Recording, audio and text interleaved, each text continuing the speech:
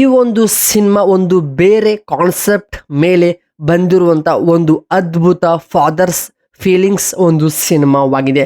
ಸಿನಿಮಾದ ಹೆಸರು ಹ್ಯಾಂಗ್ ಮ್ಯಾನ್ ಅಂತ. ನಿಮಗೆ ಈ ಒಂದು ಸಿನಿಮಾ ಹೆಸರೇ ಹೇಳುವಂತೆ ಹ್ಯಾಂಗ್ ಮ್ಯಾನ್ ಅಂದ್ರೆ ನೇಣಿಗೆ ಹಾಕುವವನು ಅಂತ ಅರ್ಥ.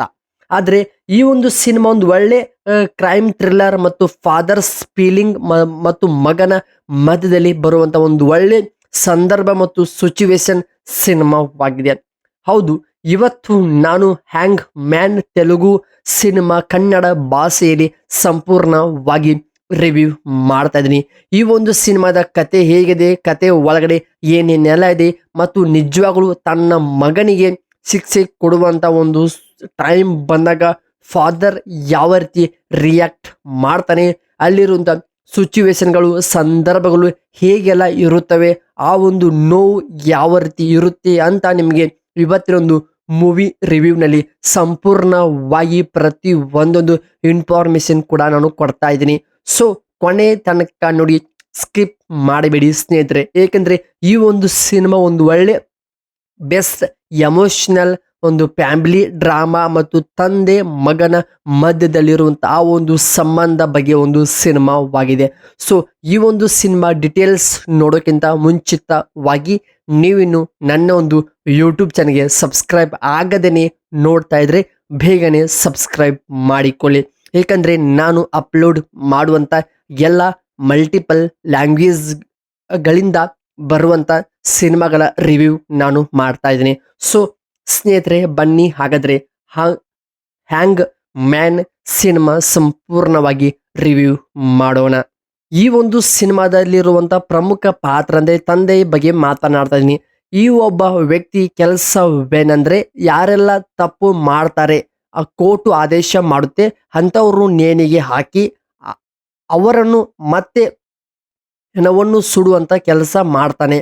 ಆದ್ರೆ ಅಂತ ಒಂದು ಸಂದರ್ಭದಲ್ಲಿ ತಾನು ತನ್ನ ಮನೆ, ತನ್ನ ಮಗ, ತನ್ನ ಹೆಂಡತಿ, ತನ್ನ ಕುಟುಂಬ ಅಂತ ಸುಮ್ಮನೆ ಪ್ರತಿದಿನಲ್ಲೂ ಕೆಲವೊಂದಿಷ್ಟು ಹೆಣಗಳನ್ನು ನೇಣಿಗೆ ಹಾಕೋದು ಮತ್ತು ಅವು ಸತ್ ಮೇಲೆ ಅವನನ್ನು ಸುಡೋದು ಕೆಲಸ ಪ್ರತಿದಿನನಿತ್ಯವೂ ಇದು ನಡೀತಾ ಇರ್ತದೆ. ಆದರೆ ಅವನಿಗೆ ದಿನಾಲು ಪ್ರತಿದಿನ ಮಾಡಿ ಮಾಡಿ ಅವನಿಗೆ ಮೆಂಟಲಿ ಹೆಲ್ತ್ ತುಂಬಾನೇ ಡಿಸ್ಟರ್ಬ್ ಆಗಿ ಬಿಡುತ್ತದೆ. ಅಂತ ಒಂದು ಸಂದರ್ಭದಲ್ಲಿ ಎಲ್ಲವೂ ಸರಿ ಇರುವ ಟೈಮ್ನಲ್ಲಿ ತನ್ನ ಪರ್ಸ್ನಲಿ ಲೈಫಲ್ಲಿ ತುಂಬಾನೇ ಏರುಪೇರುಗಳು ಅಂದರೆ ಕಷ್ಟ ಆಗೋದು, ಮನೆಯ ಪರಿಸ್ಥಿತಿ, ಆ ಕೆಲಸದ ಒತ್ತಡ ಎಲ್ಲವೂ ಕೂಡ ಇರುತ್ತೆ. ಬಟ್ ಆದ್ರೂ ಅವನು ಹೆಂಗೂ ಎಲ್ಲನೂ ನಿಭಾಯಿಸಿಕೊಂಡು ಫ್ಯಾಮಿಲಿ ಕೂಡ ಟೈಮ್ ಕೊಡ್ತಾನೆ, ತನ್ನ ಮಗಳಿಗೆ ಕೂಡ ಟೈಮ್ ಕೊಡ್ತಾನೆ.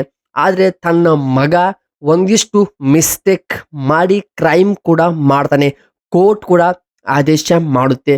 ಸೊ ಇವನೊಬ್ಬ ಅಪರಾಧಿ, ಇವನನ್ನು ಗಲ್ಲಿಗೆ ಏರಿಸ್ಬೇಕಂತ. ಆದ್ರೆ ಅಂತ ಒಂದು ಸಂದರ್ಭದಲ್ಲಿ ಗಲ್ಲಿಗೆ ಏರಿಸುವಂತ ಸಂದರ್ಭ ಏನ್ ಬರ್ತಲ್ಲ, ತನ್ನ ಮಗನೇ ಅಪರಾಧಿ ಅಂತ ಗೊತ್ತಾದಾಗ ತನ್ನ ತಂದೆ ಕೈಯಲ್ಲೇ ಅವನನ್ನು ಗಲ್ಲಿಗೆ ಏರಿಸಿ ಆ ಒಬ್ಬ ಸತ್ತ ನಂತರ ಅವನ ಹೆಣಕ್ಕೆ ಬೆಂಕಿ ಹಚ್ಚೋ ಕೆಲಸ. ಸೊ ಈ ಒಂದು ಕಾನ್ಸೆಪ್ಟ್ ಬಂದಾಗ ಬೇರೆ ರೀತಿಯಲ್ಲಿ ಒಂದು ಸಿನಿಮಾಗೆ ಫೀಲ್ ಮಾಡಿಸುತ್ತೆ. ಏಕೆಂದ್ರೆ ಇವಾಗಿನ ಸಿನಿಮಾಗಳಲ್ಲಿ ಆಕ್ಷನ್ ಮತ್ತು ಲವ್ ಸ್ಟೋರಿ ಒಂದು ಬೇರೆ ಜಾನರ್ಲಿ ಬರುತ್ತೆ. ಬಟ್ ಇದು ತಂದೆ ಮಗನ ಮಧ್ಯದಲ್ಲಿರುವಂತಹ ಒಂದು ಸಮಸ್ಯೆ. ಹೌದು, ಏನಪ್ಪ ಸಮಸ್ಯೆ ಅಂದ್ರೆ ಆ ಒಂದು ಬಿಗ್ಗೆಸ್ಟ್ ಟ್ವಿಸ್ಟ್ ಸಿನಿಮಾಗೆ ಬರುತ್ತೆ. ಅಂದ್ರೆ ಒಂದು ದಿನ ಅವನ ಮಗನಿಗೆ ತನ್ನದೇ ಕೈಯಿಂದ ಗಲ್ಲಿಗೆ ಏರಿಸುವಂತ ಒಂದು ಕೆಲಸ ಬರುತ್ತದೆ.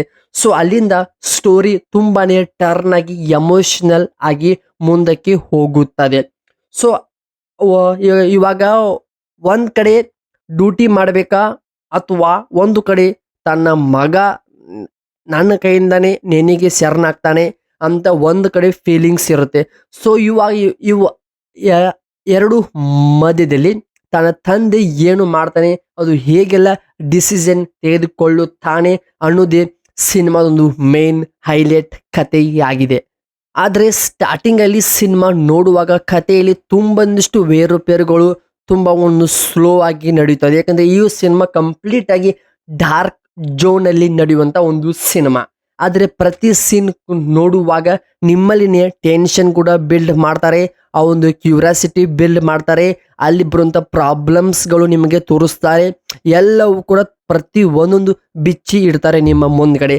ನೀವು ಯಾವ ರೀತಿ ಅದನ್ನು ಟೆನ್ಷನ್ ಮಾಡ್ಕೋತೀರಾ, ಯಾವ ರೀತಿ ಫೀಲ್ ಮಾಡ್ತೀರಾ ಅನ್ನೋದೇ ಸಿನಿಮಾದಲ್ಲಿ ಮೇಜರ್ ಆಗಿ ಕಾಣುತ್ತದೆ. ಸೊ ಹಾಗೆ ಇದರಲ್ಲಿ ಹೀರೋ ಪರ್ಫಾರ್ಮೆನ್ಸ್ ಬಗ್ಗೆ ಬಂದರೆ ರಿಯಲಿಸ್ಟಿಕ್ ಆಗಿ ಒಬ್ಬ ಸ್ವಂತ ಮಗನೇ ನೇಣಿಗೆ ಹಾಕುವಂಥ ಸಂದರ್ಭ ಬಂದಾಗ ಒಬ್ಬ ನಿಜವಾದ ಅಪ್ಪ ಹೇಗೆ ಯಾವ ರೀತಿ ಫೀಲಿಂಗ್ ಮಾಡ್ತಾನೆ ಮತ್ತು ಅದನ್ನು ಯಾವ ರೀತಿ ಪ್ರಾಬ್ಲಮ್ ಎದುರಿಸ್ತಾನೆ ಅನ್ನೋದು ತುಂಬ ರಿಯಲಿಸ್ಟಿಕ್ ಆಗಿ ಸಿನಿಮಾದಲ್ಲಿ ತೋರಿಸಿದ್ದಾರೆ. ಸೊ ಹಾಗೆ ಮತ್ತು ಆ ಎಲ್ಲವೂ ನಡೆಯುವಂಥ ಒಂದು ಟೈಮಿನಲ್ಲಿ ಮಿಡಲಲ್ಲಿ ಬರುವಂಥ ಆ ಒಂದು ಟ್ವಿಸ್ಟ್ಗಳಾಗೋದು, ಆ ಒಂದು ಪ್ರಾಬ್ಲಮ್ಸ್ಗಳು ಬಂದಾಗ ನಿಜವಾಗ್ಲೂ ಪ್ರತಿ ಒಬ್ಬರಿಗೂ ಕನೆಕ್ಟ್ ಆಗುವಂಥ ಒಂದು ಕಥೆಯಾಗಿದೆ ಈ ಒಂದು ಸಿನಿಮಾ. ಅಲ್ಲಿಂದ ಅವನು ರಿವೆಂಜ್ಗೆ ಹೋಗ್ತಾನೆ. ಅಂದರೆ ತನ್ನ ಮಗ ಯಾವ ರೀತಿ ಒಂದು ಕ್ರೈಮ್ ಮಾಡಿದ, ಆ ಒಂದು ಕ್ರೈಮ್ ಮಾಡಲು ಯಾರೆಲ್ಲ ಕಾರಣ ಆಗಿದ್ದಾರೆ, ಅವನನ್ನು ಹೇಗೆ ಅದರಲ್ಲಿ ಸಿಲುಕಿಸಿದ್ದಾರೆ ಅನ್ನೋದು ಒಂದು ರಿವೆಂಜ್ ಆಗಿ ಕನ್ವರ್ಟ್ ಆಗುತ್ತೆ ಸಿನಿಮಾದಲ್ಲಿ. ಹೌದು, ಇದು ನಡೆದು ಸೆಕೆಂಡ್ ಹಾಫಲ್ಲಿನೇ. ಫಸ್ಟ್ ಹಾಫಲ್ಲಿ ತನ್ನ ತಂದೆ ಮನೆ ಪರಿಸ್ಥಿತಿ, ತನ್ನ ಮಗ ಮಾಡುವ ತಪ್ಪುಗಳು, ತನ್ನ ಮಗನ ಗಲ್ಲಿಗೇರಿಸುವಂಥ ಒಂದು ಪ್ರೊಸೀಜರ್ ಕೆಲಸ ಎಲ್ಲವೂ ಕೂಡ ತೋರಿಸ್ತಾರೆ. ಸೆಕೆಂಡ್ ಹಾಫಲ್ಲಿ ನಿಜವಾದ ಕತೆ, ನಿಜವಾದ ಆಳ ತುಂಬ ಚೆನ್ನಾಗಿನೇ ವರ್ಕ್ ಆಗಿದೆ. ಏಕೆಂದರೆ ತಂದೆ ಮಗನ ಬಾಂಧವ್ಯ ಕೂಡ ತುಂಬ ರಿಯಲಿಸ್ಟಿಕ್ ಆಗಿ ತೋರಿಸಿದರೆ ಎಲ್ಲವೂ ಕೂಡ ಸಖತ್ ಆಗಿನೇ ವರ್ಕ್ ಆಗಿದೆ ಸ್ನೇಹಿತರೆ. ಹಾಗೆ ಈ ಒಂದು ಸಿನಿಮಾದ ಕ್ಲೈಮ್ಯಾಕ್ಸ್ ಬಗ್ಗೆ ಬಂದರೆ ಪ್ರತಿಯೊಬ್ಬರು ಒಂದೊಂದು ರೀತಿ ಕ್ಲೈಮ್ಯಾಕ್ಸ್ ಅನ್ಕೋತಾರೆ ಮನಸ್ಸಲ್ಲಿ. ಸಿನಿಮಾ ಇನ್ನೂ ಇರುತ್ತೆ, ಬಟ್ ಅಡ್ವಾನ್ಸ್ ಆಗಿ ಈ ಕ್ಲೈಮ್ಯಾಕ್ಸ್ ಹೀಗೆ ಎಂಡ್ ಆಗುತ್ತೆ, ಇದೇ ರೀತಿ ಬರುತ್ತೆ ಅಂತ. ಬಟ್ ಆದರೆ ಅಲ್ಲಿ ನಡೆಯೋದೇ ಬೇರೆ ರೀತಿ. ಈ ಒಂದು ಸಿನಿಮಾದಲ್ಲಿ ಪ್ರಮುಖವಾಗಿ ನಡೆಯೋದು ಕ್ಲೈಮ್ಯಾಕ್ಸ್ ಅಲ್ಲಿ. ಅಂದರೆ ಕ್ಲೈಮ್ಯಾಕ್ಸ್ ಅಲ್ಲಿ ಪ್ರತಿ ಒಂದೊಂದು ಸತ್ಯಗಳನ್ನು ರಿವೀಲ್ ಮಾಡುತ್ತೆ ಸಿನಿಮಾದ ಟೀಮ್ನವರು. ಹೌದು, ಏನು ನಾವು ತೋರ್ಸೋಕೆ ಹೊಂಟೀವಿ, ಯಾವ ರೀತಿ ಇದು ಇಂಪ್ಯಾಕ್ಟ್ ಮಾಡುತ್ತೆ, ಇದು ಯಾವ ರೀತಿ ಎಲ್ಲರೂ ಪ್ರತಿಯೊಬ್ಬರಿಗೂ ಇಷ್ಟ ಆಗುತ್ತೆ ಅಂತ ತುಂಬ ಚೆನ್ನಾಗಿನೇ ಅರ್ಥ ಮಾಡಿಕೊಂಡು ಲಾಸ್ಟಲ್ಲಿ ಬರುವಂಥ ಕ್ಲೈಮ್ಯಾಕ್ಸ್ ಪೂರ್ತಿ ಡಿಫ್ರೆಂಟ್ ಆಗಿನೇ ಚೇಂಜ್ ಆಗುತ್ತದೆ. ಸೊ ಅಲ್ಲಿ ಬರುವಂಥ ಡೌಟ್ಸ್, ಅಲ್ಲಿ ಬರುವಂಥ ಡಿಸಿಷನ್, ಅಲ್ಲಿ ಬರುವಂಥ ಪ್ರಾಬ್ಲಮ್ಸ್ಗಳು ತುಂಬ ಚೆನ್ನಾಗಿನೇ ಅರ್ಥ ಮಾಡಿಸಿ ಅಲ್ಲೇನೆ ಅವುಗಳನ್ನು ಸಾಲ್ವ್ ಕೂಡ ಮಾಡ್ತಾರೆ. ಸೊ ಹಾಗೆ ಇನ್ನು ನಮ್ಮ ಕನ್ನಡ ಡಬ್ಬಿಂಗ್ ವಿಷಯಕ್ಕೆ ಬಂದರೆ, ಇದು ಕನ್ನಡ ಡಬ್ಬಿಂಗ್ ನೆಕ್ಸ್ಟ್ನಲ್ಲಿ ನಿಮಗೆ ಕನ್ನಡ ಡಬ್ಬಿಂಗಲ್ಲಿ ಸಿನಿಮಾ ನೋಡೋಕ್ಕೆ ಸಿಗುತ್ತದೆ. ಏಕೆಂದರೆ ಅಷ್ಟು ಚೆನ್ನಾಗಿ ಕನ್ನಡ ಭಾಷೆ ಯಾವುದು, ಮಾತನಾಡುವಂಥ ರೀತಿ ಎಲ್ಲವೂ ಕೂಡ ತುಂಬ ಸ್ಪಷ್ಟವಾಗಿಯೇ ಮಾತನಾಡಿದ್ದಾರೆ ಸಿನಿಮಾದಲ್ಲಿ. ಆದರೆ ಹಾಗೆ ಈ ಒಂದು ಪ್ರಮುಖವಾಗಿ ಮತ್ತೊಂದು ಮೇನ್ ಥಿಂಕ್ ಏನಂದರೆ, ಈ ಒಂದು ಸಿನಿಮಾದ ಬ್ಯಾಕ್ಗ್ರೌಂಡಲ್ಲಿ ಬರುವಂಥ ಆ ಒಂದು BGM ಬ್ಯಾಕ್ಗ್ರೌಂಡ್ ಮ್ಯೂಸಿಕ್ ಅದು ಕೂಡ ಸಿನಿಮಾದಲ್ಲಿ ಮೇನ್ ಪಾತ್ರ ವಹಿಸುತ್ತದೆ. ಅಲ್ಲಿ ಬರುವಂಥ ಬ್ಯಾಕ್ಗ್ರೌಂಡಲ್ಲಿ ಬರುವಂಥ ಸಾಂಗ್ಸ್ಗಳು, ಮ್ಯೂಸಿಕ್ ಆಗ್ಬೋದು, ನಿಮ್ಮಲ್ಲಿನ ಒಂದು ಕ್ಯೂರಿಯಾಸಿಟಿ, ಟೆನ್ಷನ್, ಆ ಒಂದು ಎಕ್ಸೈಟ್ಮೆಂಟ್ ಕ್ರಿಯೇಟ್ ಮಾಡುತ್ತದೆ. ಕ್ಲೈಮ್ಯಾಕ್ಸ್ವರೆಗೂ ನೀವು ಸಿನಿಮಾ ಸ್ಕಿಪ್ಪೇ ಮಾಡಲ್ಲ, ಅಷ್ಟು ಚೆನ್ನಾಗಿನೇ ಸಿನಿಮಾ ಕತೆ ಬ್ಲೆಂಡ್ ಆಗಿದೆ. ಕತೆ ತಕ್ಕಂತೆ ಪಾತ್ರಗಳ ಪರ್ಫಾರ್ಮೆನ್ಸ್ ಕೂಡ ತುಂಬ ಚೆನ್ನಾಗಿನೇ ವರ್ಕ್ ಆಗಿದೆ. ಒಂದು ಸಣ್ಣ ಸಿಂಪಲ್ ಸಿನಿಮಾ ಆದರೂ ಕೂಡ ಇದರಲ್ಲಿ ತಿಳಿದುಕೊಳ್ಳಬೇಕಂತ ಸುಮಾರು ವಿಷಯಗಳು ತುಂಬ ಚೆನ್ನಾಗಿನೇ ವರ್ಕ್ ಆಗಿವೆ. ಹಾಗೆ ಕೊನೆಯದಾಗಿ ಒಂದು ಮಾತಲ್ಲಿ ಹೇಳಬೇಕಂದ್ರೆ, ಈ ಒಂದು ಸಿನಿಮಾ ಒಂದು ಎಮೋಷನಲ್ ಪ್ಲಸ್ ಥ್ರಿಲ್ಲಿಂಗ್ ಮಿಕ್ಸ್ ಆಗಿರುವ ಒಂದು ಪವರ್ಫುಲ್ ಸಿನಿಮಾವಾಗಿದೆ.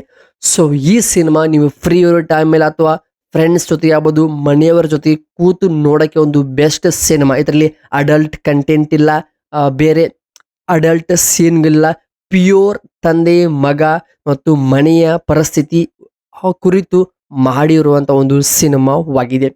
ಸೊ ಹಾಗೆ ಇದು ಆಗಿತ್ತು ಹ್ಯಾಂಗ್ ಮ್ಯಾನ್ ಎಂಬ ಒಂದು ಸಿನಿಮಾದ Kannada dubbing review update video. Content ಆಗ್ಬೋದು, ನಾನು ಮಾಡುವಂಥ ಕೆಲಸ ನಿಮ್ಗಳಿಗೆ ಇಷ್ಟವಾಗಿದ್ರೆ ಸಬ್ಸ್ಕ್ರೈಬ್ ಮಾಡಿಕೊಂಡು ಸಪೋರ್ಟ್ ಮಾಡಿ. ಇದೇ ರೀತಿ ನಿಮ್ಗಳಿಗೆ ಕನ್ನಡ ಡಬ್ಬಿಂಗ್ ಬರುವಂಥ ಎಲ್ಲ ಸಿನಿಮಾಗಳ ರಿವ್ಯೂ ಸಾಧ್ಯವಾದಷ್ಟು ಚೆನ್ನಾಗಿ ರಿವ್ಯೂ ಮಾಡೋಕ್ಕೆ ನಾನು ಪ್ರತಿದಿನಾಲೂ ಟ್ರೈ ಮಾಡ್ತಾ ಇದ್ದೀನಿ. ಸೊ ಏನಾದರೂ ತಪ್ಪು ಅಥವಾ ಏನಾದರೂ ಮಿಸ್ಟೇಕ್ ಆಗಿದ್ರೆ ಕಾಮೆಂಟ್ ಬಾಕ್ಸಲ್ಲಿ ತಿಳಿಸಿ. ಹಾಗೆ ಮತ್ತೆ ಮುಂದಿನ ಒಂದು ಬೇರೆ ವಿಡಿಯೋ ಜೊತೆಗೆ ಮತ್ತೆ ಸಿಗೋಣ. ಅಲ್ಲಿವರು ಕಾಯ್ತಾರೆ. ನಮಸ್ಕಾರ ನನ್ನೆಲ್ಲ ಸ್ನೇಹಿತರಿಗೆ.